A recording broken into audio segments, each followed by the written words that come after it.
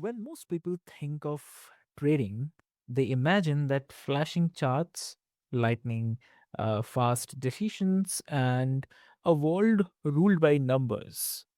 But behind every trade is a human mind, and one that can either master the markets or get lost in them. So, hey, dear listeners, welcome back to another powerful episode of AIBiz. I'm your host, Avik, and today's conversation is one that beautifully blends the power of mindset with the power of technology. Yeah.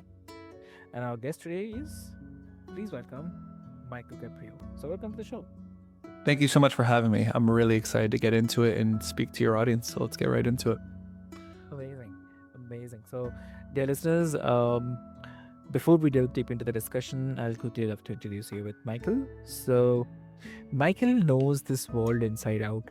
So he isn't just a kind of veteran Forex trader, but he is the host of the Curious podcast and the co founder of iInvest, a groundbreaking fintech venture that's building the first AI powered operating system for the trading industry. So, from guiding over 27,000 traders in his community to now tackling the broken infrastructure of trading with the tech innovation, his journey is one of the resilience, curiosity, and the vision. So, dear listeners, buckle up because we are diving deep into what it really takes to find profitability, not just in trading, but in the business and in life. So, welcome to the show again. Thank you so much for that introduction. I think it perfectly encompassed the many hats that I wear. And I'm really excited to get into the nitty gritty, not just motivational headlining stuff of how people can either get started with trading or all the different paths that people pursue. So let's get right into it. I'm super excited. Lovely, lovely. Really, I'm really pleasure to have you here on the show. And so Michael, like you have often said that the profitability in trading is not just about a kind of sacred formula, but it's all about the mindset. So, um, if we can break down like what that really means for someone who is entering into the trading world. Yeah, absolutely. I think it's very important to adapt to a growth mindset when tackling trading, especially with so much content being pushed of the get rich quick schemes, not only with trading, but in e-commerce, affiliate marketing. There's always that gold rush or thought that you could get rich in a couple months. And once you actually flip it on its head and realize the first maybe 3, 6, 8, 10 months of start trading or any journey you begin, you're not going to make money, it kind of allows you to relax and have more patience. So I always tell people whenever they're entering the foreign exchange market or whatever they're willing to pursue, don't spend money. Spend time educating yourself properly before you place a dollar into that industry. And in this case, it would be trading. So before you actually place any money into a course, mentorship, trading signals, EA robots, or in the markets themselves, you want to make sure to spend months educating yourself properly. And you could go to free platforms to be able to do so. But most people are spending money right away because they think it will fast track their path to profitability. And I go live very frequently. I used to go live way more frequently. Now I wear many hats. Like you mentioned, I have a podcast.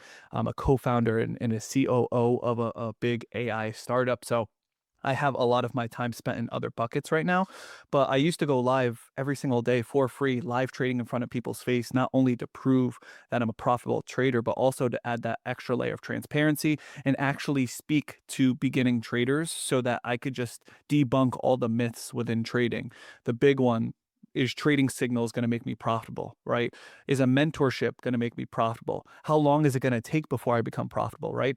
And it kind of alludes to the question that you started with, which is it's your mindset.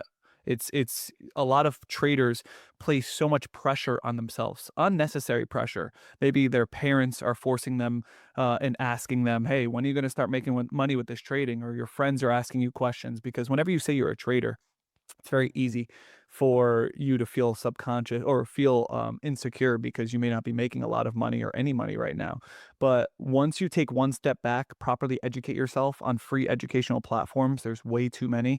I'll just name Baby Pips. I think that's the number one place where anybody could spend 2 to 3 months understanding Forex, what are currency pairs, the types of currency pairs, the markets to trade, and fully educating yourself before you go into the markets. Then you'll have a strong foundation before just literally buying a trading signals and thinking you're going to get rich quick. So I will say that I was guilty of it in the beginning where I tried to place $100,000 into the markets, and within a couple days, all my money was gone. Right, so these markets will humble you very quickly. It's very important to have the proper mindset of educating yourself and spending time before you actually spend that money in the market. So I know I tackled a bunch of things there, but those are a couple things that I think new aspiring traders or anybody who doesn't even know about trading could step in, dip their feet in the water without actually having to spend a lot of cash. But yeah, that starts into the mindset. If there's anything else, I would love to touch upon it. Exactly. No, definitely. That's very, very true, I'd say. And uh, also on this the same side, like it's also not the charts or the strategies alone, but what mental habits have you seen separate traders who last like from those who burn out? Yes, great question. There's three. First one is discipline. Mhm. You have to show up. And a lot of people don't want to do what it takes to find consistent profitability. Mhm. What does it take? In my subjective opinion, you need statistical data proving that your system works. And the only way you're going to grasp statistical data and leverage that data is by back testing or forward testing. And what I mean by that is for people who don't know what back testing is, it's going back in previous data and testing the exact trading system that you plan on trading in the markets. And you test it of how it would work in previous months or previous years on the markets you plan on trading. This way, you could actually derive that data, whether it's your risk to reward ratio, whether it's your stop loss, take profit, how you will actually train your eye for your trading setups. And if this sounds like a complete foreign language to you, that's because you haven't educated yourself, right? But people who actually trade the markets could listen to what I'm saying and saying, okay, yeah, that makes proper sense.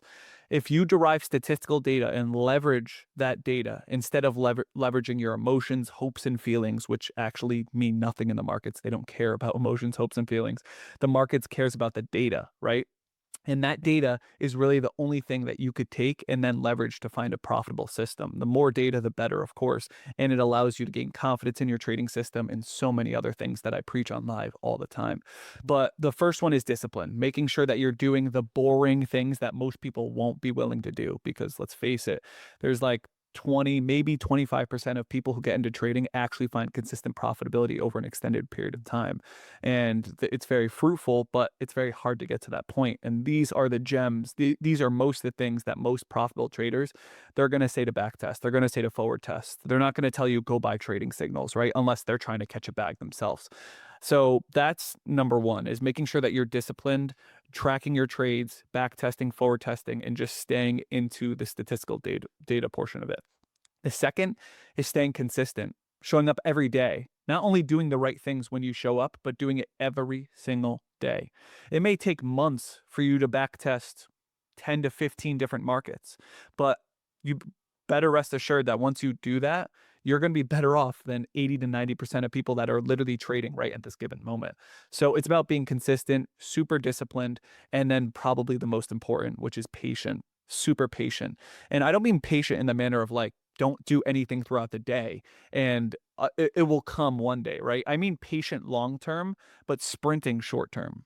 And what I mean by that is doing everything you could on a day-to-day basis, spending as much time as you could. And look, I know there's people who work 9 to 5s. I know there's single mothers. I know there's people who go to school and college.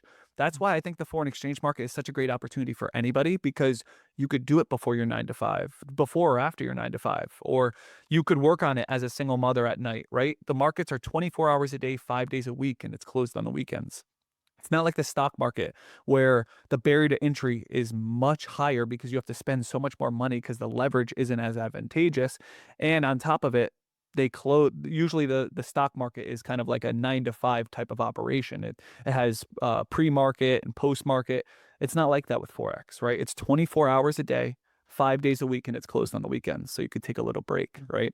In my case, I hate the weekends because I love trading. But at the end of the day, it's a opportunity like no other, at least when it comes to trading, because of not only the hours of operation or when you're able to trade, but also because the liquidity size as well. It's literally the most liquid market, most liquid financial market, second to none. We're talking trillions of activity per day. So I think those are the three main things that speak to me is the discipline to actually do the things necessary when you're actually at your desk, consistently doing them over an extended period of time and being super patient and recognizing that this probably isn't going to happen in a couple months.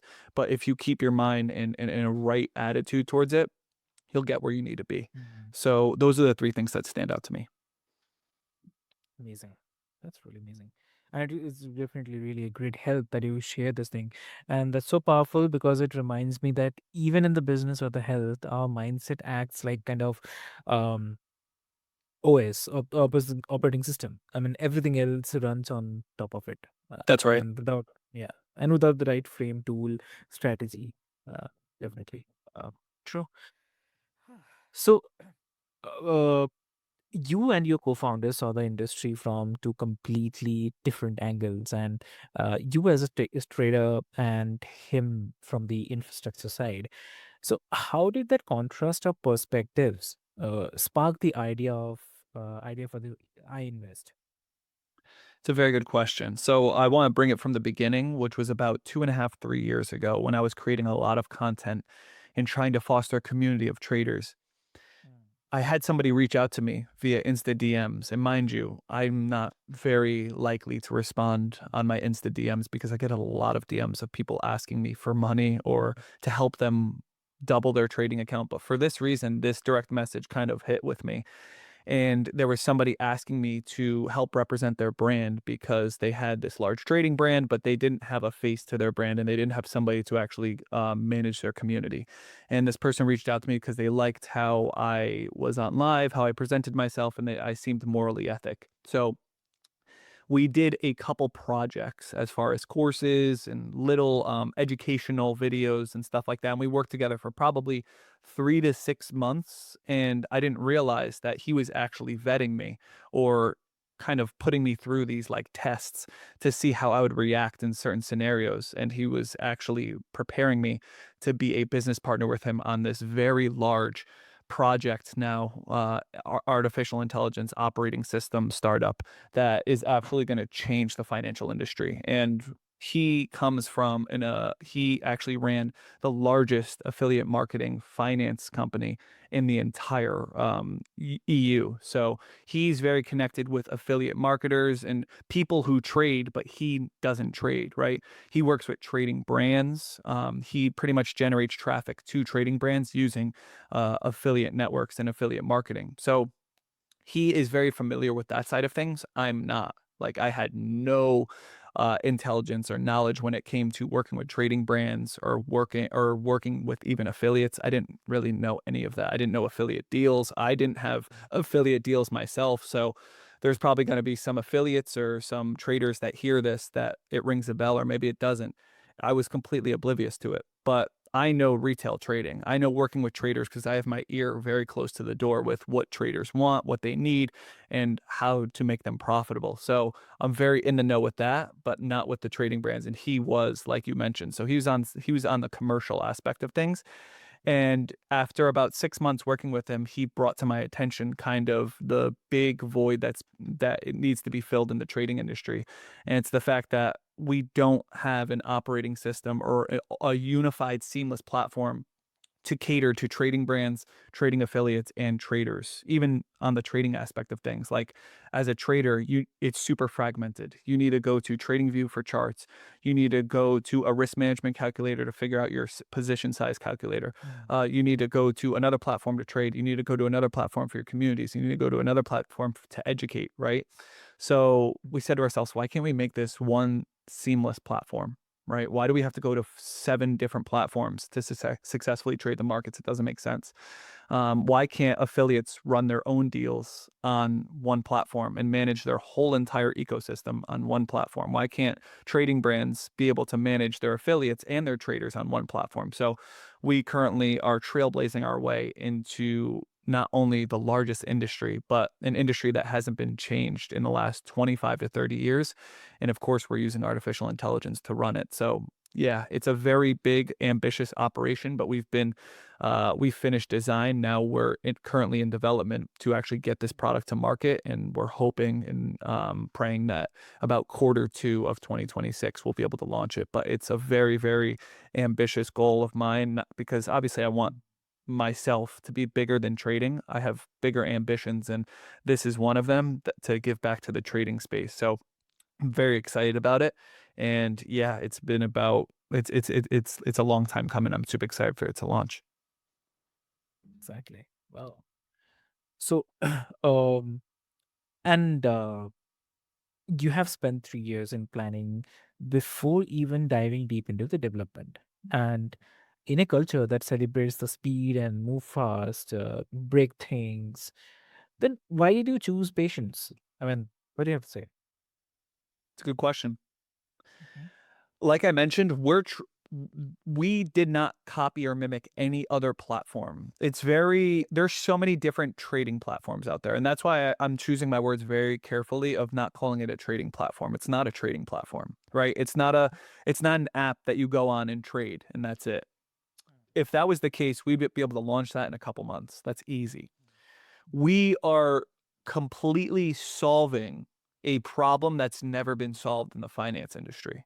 And it's how to effectively onboard traders and retain them and automate the sales process and the customer support functionalities. And we also have copy trading communities. There's so many functionalities baked into one product that it takes a lot of mental energy between a trader who's been doing it for 5, 6 years and someone who's run literally the largest finance affiliate network in the EU. And it took us 2.5, 3 years to put all this mental energy into this one product, properly planning it and doing things the right way. So we were very stealthy at first, but now we're at a point where it's like, even if somebody has the idea of what we're doing, they're not going to be able to execute it because they don't have the experience and they don't understand the industry like we do. So it take like to your point, it takes a lot of mental preparation and a lot of uh figuring things out. And honestly, the first year and a half, it was just actually getting our ideas onto paper and on Figma. If anyone knows Figma, that's kind of the main platform or app that we're using to make sure that we're designing this properly and mind mapping it and making sure that this is actually going to work. Now that we have a proper design and the design just will blow everyone's socks off. It's the best app, literally our best platform in the trading industry to date for sure. We pride ourselves of that. This is something that can't be made overnight, and we're making sure that we do it right, not Mm. quick. And and I always say, truly great things, they don't happen quick. Like Yes. they just don't. So, and it makes it that much more sweet when you get the reward.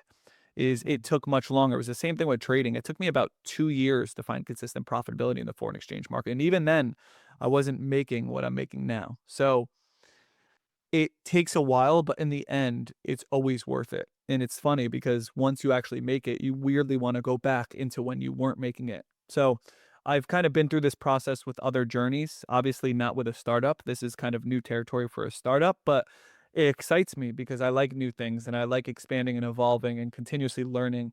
So even though my identity, I say, is changing from a trader to co-founder, it's something that I'm very excited about, and I'm way more excited to give back to the community because I know once this drops, it's going to be one of those platforms that just completely shakes up and revolutionizes the game. So I'm very excited for it, not only selfishly, but selflessly as Mhm. well. Agree. Totally agree. Yep. And so, was there a moment in that long phase when you doubted the approach? Like maybe felt like you were falling behind competitors? Yeah. So you're saying, were there moments when I had doubt? Yeah. Yeah. I want to choose my words wisely because I'm going to be quite honest with you. This was I had more doubt when I started trading than I do in the journey I'm currently in right now. Okay. Because trading, anybody who has found consistent profitability with trading knows the journey of trading is a big emotional roller coaster. And that's not to say startups aren't as well. But when you have a product market fit and logically it makes sense that the, the industry needs it, you're pretty confident in your ability to be able to roll out the product. In my 2.5, 3 years of designing, and now we're going through development, I'm Mm. gonna be quite honest with you. There hasn't been much doubt of like this isn't gonna work. I know it's gonna work. I'm with definite certain 100%. We have verbal um communications with trading brands that already want to like use it on launch. Like we know it's gonna work. With trading, I didn't have that. I didn't have, especially the first 6, 8, 10 months. I didn't have I mean, of course, you got to switch your mindset into a growth mindset, but there are, of course, moments midnight, 1 a.m. before you're going to sleep of like, is this going to work out? Like there'll be times where I'll make 1,000, 2 grand on a trade, but then a couple trades later lose it. And it's real tough. Trading is really the rawest form of decision making, the purest form of decision making. And it keeps you very, very humble because you could easily win 4 grand on one trade and then lose it the next. So trading was much more difficult of a journey in the manner that there's more uncertainty and you don't know how long you consistently or sustainably be in the game for because you always got to be on top of your game. Startup land, it's not as much doubt, although it is very difficult to be able to find your place to become that 1% of 1% of a startup. I'm very grateful that I'm in the opportunity I'm in right now where I'm in a very, very high demand, needed product. That the product, as cliche as it sounds, it speaks for itself. So Okay. at this moment, I haven't had doubt in my journey with iInvest, and I'm sure there will be moments in the future where it's going to be difficult. And there's been so many difficult moments up to this point. But as far as like doubt, this isn't going to work. No, I mean, we've made it work to this point, and we're continuously Shay, my business partner Shay and I were continuously working to know it will work. But with trading, I would say there's way more doubt than there is. If you know your product fits in the market, you're going to do anything it takes to get it there, and there's no plan B. It's kind of like the whole David Goggins thing of like burn the boats, right? Like there's no plan B here. Like we're launching this product, and it's going to be the best in the market. So yeah, Mm. that's how I feel about that. Got it. Got it. Yeah. Lovely. And also, like, you have lived both as a trader, guiding thousands, and now as a tech founder. So, which identity has been more challenging for you personally, the trader or the entrepreneur? Yeah, it's a good question. And it's something I'm currently battling right now. To be honest, it almost feels like Mhm. imposter syndrome because I used to identify myself all the time as a trader, right? And I still do to some degree, but I'm going to be quite honest with you. When I tell you my energy is drastically shifting from trader to co-founder and COO of a startup and an AI company, it's happening day by day, more and more by the day. So it's very difficult, as the question kind of alluded, just because I'm not used to it. It's foreign, but it's real. I'm spending more time of my day operating a business than I am trading the markets and teaching people how to trade. So, by definition, I would consider myself more of a co-founder, COO than I would trader at this given moment. But my extensive knowledge and understanding of the markets and trading, I still consider myself a trader who's willing to help anybody. But when it comes to my current scenario and probably future, it's more paved for co-founder, startup, businessman vibes than it is trader, Forex, Mm. retail trader vibes. So yeah, it's a difficult one because I honestly like wearing a lot of hats. It keeps things interesting. Like you mentioned before, I podcast as well. I like creating content. I like impacting. I like helping people, talking to people just like we are right now. But when it comes to an identity, I still have to mention that I'm a trader, but right now it's predominantly COO, co-founder of an AI startup. Amazing, amazing. Yeah. So, uh, like, how do you keep your mental health intact while also wearing both the hats in such a high pressure industries? It's a very good question. Mhm. A lot of exercise in physical exercise. Like I walk probably 2, 3 times a day. As you could imagine, I'm on my computer probably 10 to 12 hours a day between trading and between talking on meetings and figuring things out for the company. So I do a lot of walking in the middle of it to split it up. I exercise probably 4 or 5 times a week. Those are the top 2 things that help me mentally because you hit it right on the head, right? These industries are very mentally taxing, and anybody that's in an industry that's mentally taxing, there's probably like 80, 90% of mentally taxing industries out there. It's very important that you physically get active because whatever you're doing physically affects you mentally.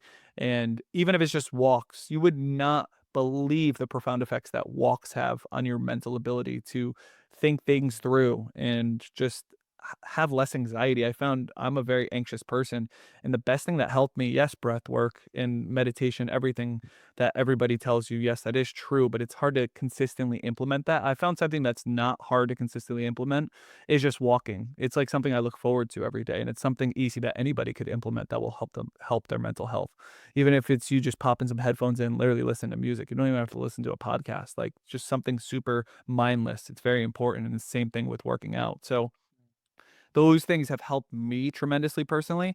I could get into how I do breath work. I don't do it consistently. I have to be very straightforward. The best thing that I've done consistently for my mental health is going for walks and working out regularly. Everything else is either inconsistent or I just haven't found a huge profound effect on my mental health.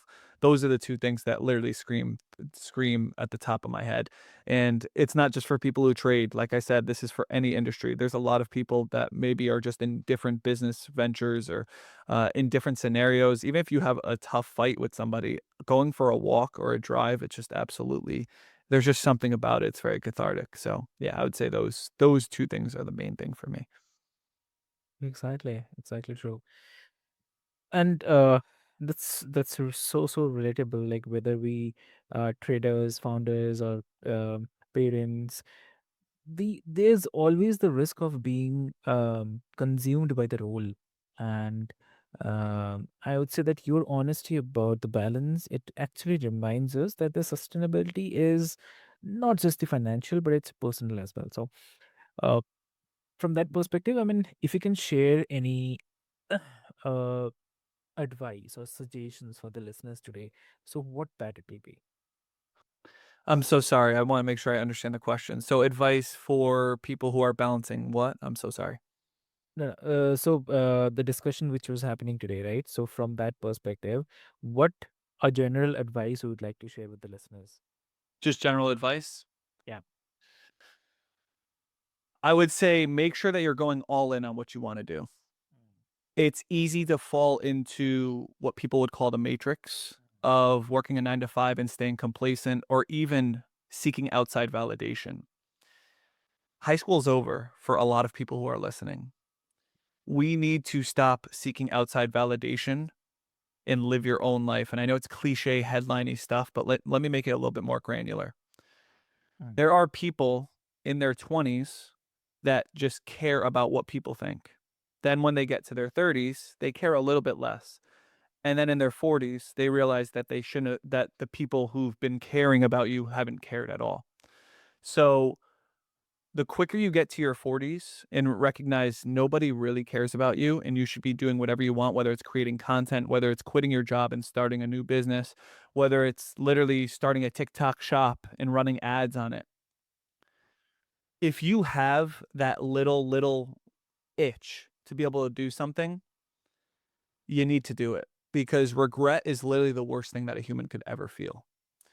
I always, and it may be a little bit more morbid, but I always think about when I'm on my deathbed, literally my deathbed about to die. What are the things that I'm going to regret in life?